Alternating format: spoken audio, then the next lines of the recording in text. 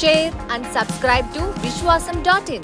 ఎవరు ప్రశాంత్ కిషోర్ అంటే బీహార్ అతను ఇదివరకు మాకు పనిచేశాడు అన్నారు. కిందటిసారి ఎలక్షన్లో వైఎస్ఆర్ కాంగ్రెస్ పార్టీకి కన్సల్టెంట్గా పనిచేసిన అతను బీహార్ అతనేనా? అంటే దీన్ని బట్టి చంద్రబాబు నాయుడు గారికి ఏమాత్రం సిగ్గు శరం మానవ అభిమానం ఏమాత్రం లేవనేది మనకి ఆయన చర్యల ద్వారా అర్థమవుతుంది కదా. కిందటిసారి ప్రశాంత్ కిషోర్ గారి గురించి ఏం మాట్లాడారు చంద్రబాబు నాయుడు గారు, లోకేష్ గారు, వీళ్ళు ఏం మాట్లాడారు? బీహారోడు ఇక్కడికి వచ్చి ఏం పీకుతాడు, బీహారోడు ఆట కట్టం తోలు తీస్తా అటు అది చేస్తా ఇది చేస్తా అని మాట్లాడారు. బీహారోడికి ఇక్కడేం పని అని చెప్పి మాట్లాడాడు. లోకేష్ గారు ఏం మాట్లాడాడు? మాకెవడు సలహాలు అక్కర్లేదు, మేము ప్రజలు నమ్ముకున్నాం అని చెప్పి మాట్లాడారు. మరి వాళ్ళ ఎవరు నమ్ముకున్నారు?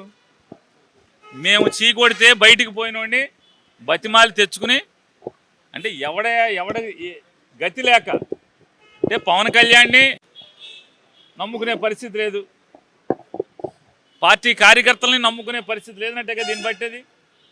మొన్న ఏం చెప్పారు? 5 ఏళ్ల క్రితం వీళ్ళ పార్టీ కార్యకర్తల మీద వీళ్ళకి నమ్మకం లేదనుకుంటా, అందుకే ప్రశాంత్ కిషోర్ని పెట్టుకున్నారు బీహార్ నుంచి అన్నారు. మళ్ళీ ఇవాళ ఏంటి అంటే పార్టీ కార్యకర్తల మీద నమ్మకం లేదు, పవన్ కళ్యాణ్ మీద నమ్మకం లేదు, మళ్ళీ వీళ్ళని తెచ్చుకున్నారు. ఒకడు కాదంటున్నారు, ముగ్గురు అంటున్నారు. నాకు టీవీలో ఈనాడు ఎలక్షన్ కమిషన్ కోసం వెయిట్ చేస్తుంటే ఓట్లో టీవీలో స్క్రోలింగ్ వెళ్తుంది అన్ని టీవీల్లో. ఏమని?